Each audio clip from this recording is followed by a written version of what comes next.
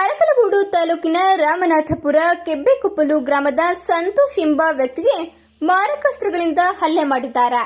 ಸಂತೋಷ್ ಭಾಗ್ಯ ಎಂಬಾಕೆಯನ್ನ ವಿವಾಹವಾಗಿದ್ದು, ಮಾವ ಲಕ್ಕೇಗೌಡ, ಭಾಗ್ಯಳ ಅಕ್ಕ ಕಲಾವತಿ, ಕಲಾವತಿ ಗಂಡ ನಾಗೇಶ್ ಎಲ್ಲರೂ ಸೇರಿ ಸಂತೋಷ್ ರವರ ಮೇಲೆ ಹಲ್ಲೆ ಮಾಡಿದ್ದು, ತಲೆಯ ಭಾಗಕ್ಕೆ ತೀವ್ರವಾಗಿ ಪೆಟ್ಟು ಬಿದ್ದಿದೆ.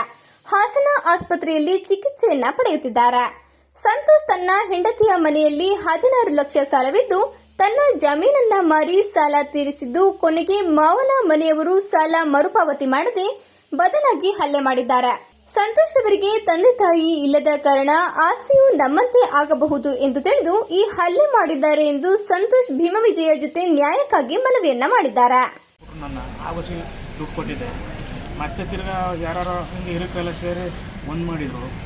ಮತ್ತೆ ಒಂದು 10 ಲಕ್ಷ, ಟೋಟಲ್ ಒಂದು 17 ಲಕ್ಷ ದುಡ್ಡು ಅವ್ರಿಗೆ ಸೇರಿದಂಗಾಗೈತೆ.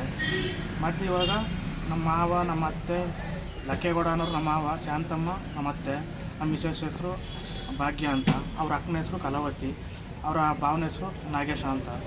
ಇವ್ರನ್ನ ಒಂದು ಊರಿಗೆ ಕೊಟ್ಟೋದೆ, ನಾನು ಒಂದು ಊರೇ ಮದುವೆಗಿರೋದು. ಇವರೆಲ್ಲ ಸೇರಿ ನನಗೆ ಮೊನ್ನೆ ಈಗ ಒಂದು 7ನೇ ತಾರೀಕಲ್ಲಿ ನಿಮ್ಮ ದುಡ್ಡು ಬೇಡ, ಏನು ಬೇಡ, ನನ್ನ ಹೆಂಡತಿ ಮಕ್ಕಳನ್ನಾರು ಕಳಿಸ್ಕೊಡಿ ಅಂತ ಎಲ್ಲರೂ ಹೋಗಿ ಬದಿಕೋತೀವಿ, ನೀವು ಪದೇ ಪದೇ ಮನೆ ಬಿಟ್ಟು ಹೋಗು ಅಂತ ಬೈಯೋದು ಬೇಡ, ನನ್ನ ಅನ್ನೋದು ಬೇಡ, ನಾವು ಹೋಗ್ತೀವಿ ಅಂತ ಕರೆಯೋಕೆ ಹೋಗಿದ್ವಿ. ನನಗೆ ಮಚ್ಚಿನಿಂದ ಅವರ ಅಕ್ಕ, ಭಾವ ಮತ್ತು ಲಕ್ಕೇಗೌಡ ನಮ್ಮ ಮಾವ ಅನ್ಸ್ಕೊಂಡ್ರವರು, ನಮ್ಮ ಮಿಸ್ಸಸ್ಸು ಸೇರಿ ನಮ್ಮ ಮಿಸ್ಸಸ್ಸು ತಬ್ಬಿಡ್ಕೊಂಡು ಅವ್ರ ಅಕ್ಕನ 3 ಜನ ಇವ್ರು ಕವರ್ ಮಾಡಿದ್ರು. ಶಾಂತಮ್ಮ, ಕಲಾವತಿ, ಲಕ್ಕೇಗೌಡ ಪೂರ್ತಿ ಕವರ್ ಮಾಡಿ ಇಟ್ಕೊಂಡು ನಮ್ಗೆ ಈ ಥರ ಹೊಡೆದು ದೌರ್ಜನ್ಯ ಮಾಡೋರೆ, ಮಾನವೀಯತೆ ಹಲ್ಲೆ ಮಾಡೋರೆ. ನೀನು ಹೊಡಿತೀನಿ, ಸಾಯಿಸೇ ಇರ್ತೀನಿ, ಕೆಟ್ಟ ಪದಗಳೆಲ್ಲ ಯೂಸ್ ಮಾಡಿ ನನಗೆ ಪ್ರಾಣ ಭಯ ಹುಟ್ಸಾಕವ್ರೆ. ನನಗೆ ನ್ಯಾಯ ಬೇಕಷ್ಟೇ ಈಗ.